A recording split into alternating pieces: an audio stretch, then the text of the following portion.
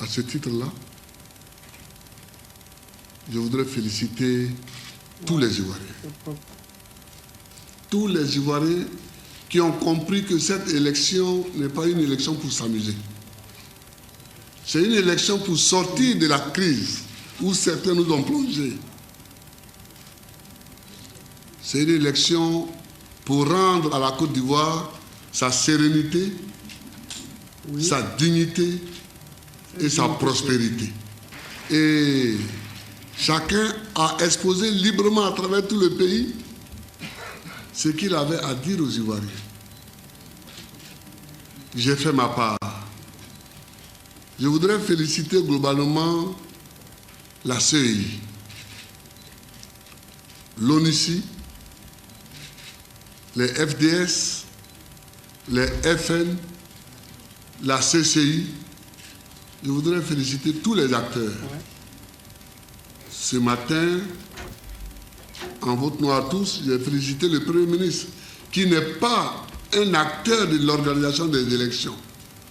Mais au niveau de l'exécutif, comme j'étais moi-même candidat, nous lui avons laissé une bonne part et il s'est impliqué. Je voudrais féliciter tous ceux qui ont participé de près ou de loin et à quelque niveau que ce soit à l'organisation et à la bonne marche de ces élections-là. On nous dit à peu près que le taux de participation s'est élevé à 83,76% selon la CEI.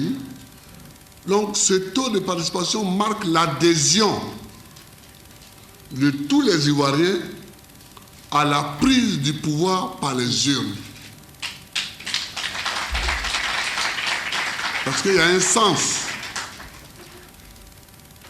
On nous a fait la guerre avec des armes. Nous voulons fermer la parenthèse avec les urnes. Et les Ivoiriens, dans leur quasi-unanimité, ont adhéré à notre mode de travail. Ils ont adhéré au fait que nous fermions la parenthèse lugubre par les urnes. Je voudrais les en remercier et les féliciter. Je voudrais féliciter tous les candidats. Tous les candidats qui ont concouru. Nous étions 14, ça a donné des difficultés à la CEI pour fabriquer les bulletins de vote, mais mieux vaut avoir des difficultés pour fabriquer un bulletin de vote plutôt que d'avoir des difficultés avec des fusils. Ils ont concouru à la démocratie. Mais le peuple s'est exprimé. On nous a classés du 1er au 14e. Votre candidat est arrivé en tête avec 38,3% des élections. Donc ce candidat, président sortant, doit continuer la course. Il y en a qui étaient un peu tristes parce qu'ils pensaient qu'on allait gagner un tour, mais moi je ne vous ai jamais dit qu'on va gagner un tour. Je vous ai toujours dit que nous allons gagner. Et je le répète, ma conviction est que nous allons gagner. Il faut travailler et nous allons gagner. Je suis venu dire au peuple ivoirien de prendre courage, que la fin est proche et que la victoire est proche et que nous allons gagner. Voilà. La satisfaction, c'est que je suis le seul candidat à avoir un électorat véritablement national. C'est un encouragement à continuer pour créer une véritable nation. Et nous avons confiné les autres dans ce qu'ils sont, c'est-à-dire des électorats tribaux et ethniques. Nous devons continuer, nous. C'est ça, la Côte d'Ivoire. C'est ça, la Côte d'Ivoire. Et c'est pourquoi je suis en politique. Je suis en politique pour que notre pays devienne une nation. Je suis en politique pour que nous soyons démocrates, nous soyons une nation démocratique. Et qu'on s'exprime par les urnes. Et qu'on combatte la physicratie. Je suis en politique pour ça. Je suis en politique pour qu'un Ivoirien soit l'égal d'un autre Ivoirien. C'est pourquoi je suis en politique. Alors, nos adversaires n'ont plus autre chose à faire que de distiller des rumeurs malveillantes. Ouais, on est en train de tuer les Baoulés, on est en train de frapper les Baoulés. Il y a eu des joutes verbales. Mais je voudrais dire que tous ceux qui veulent absolument créer des incidents, dès demain, je donnerai l'ordre à la gendarmerie tout entière pour rechercher, poursuivre, arrêter et juger ceux qui veulent embraser la Côte d'Ivoire par les rumeurs les plus fantaisistes. Ah, les Ivoiriens, vous avez écouté le guide président Gbagbo Laurent. Une vidéo de plus de 15 ans, c'est comme si c'était hier, c'est comme s'il s'adressait aux Ivoiriens aujourd'hui. Le président Laurent Gbagbo, c'est un visionnaire. Il voit 20 ans, 15 ans en avance, parce qu'il a un seul objectif, c'est de faire de la Côte d'Ivoire une nation. Pas une Côte d'Ivoire où il y a les Baoulés, Gouro, Guéré, Yacouba, Bété. Non, une nation, il n'y a pas d'ethnie. C'est-à-dire que les Allemands, là, il y a des Allemands du sud, de l'Est, qui ont aussi leur dialecte. Mais quand on dit une nation, tout le monde parle la langue nationale. Tout le monde se bat pour la cause nationale. Aussi dans les autres pays, quand vous voyez la Russie, mais les Russes qui sont par exemple à Saint-Pétersbourg ne parlent pas le même russe que les Russes qui sont à Moscou. Les Russes qui sont à Sibérie ne parlent pas les mêmes Russes que ceux de Moscou. Mais cela ne veut pas dire qu'ils ne sont pas là, une nation.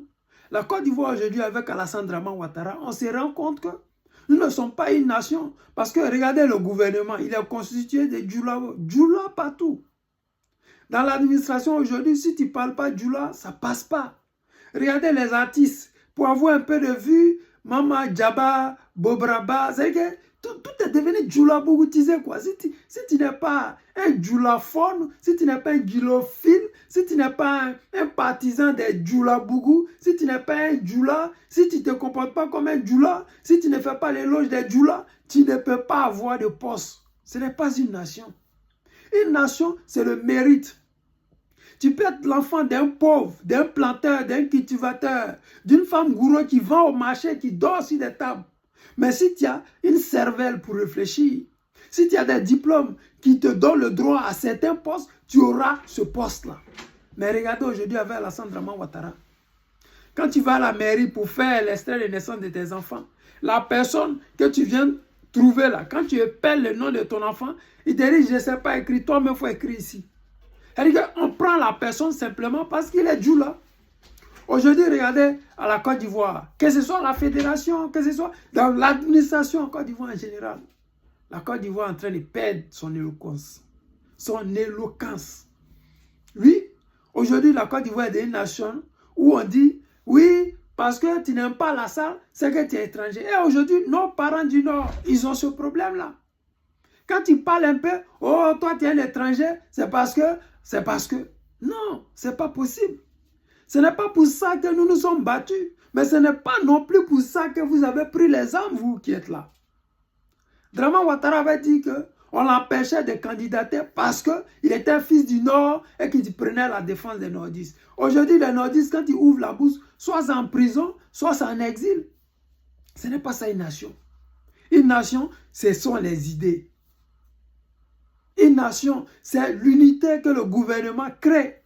Le président Laurent Gbagbo est parfait pour ça. Il est fait pour ça. Il est né pour faire ça.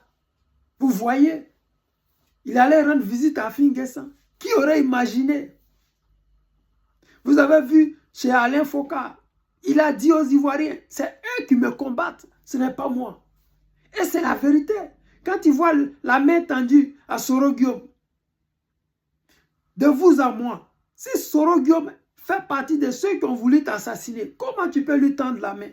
Mais il sait bien qu'il ne peut pas avoir de réconciliation vraie entre les Ivoiriens si nous ne faisons pas fi du passé. Et ce passé-là, il est récent. Les douleurs sont encore là, vives.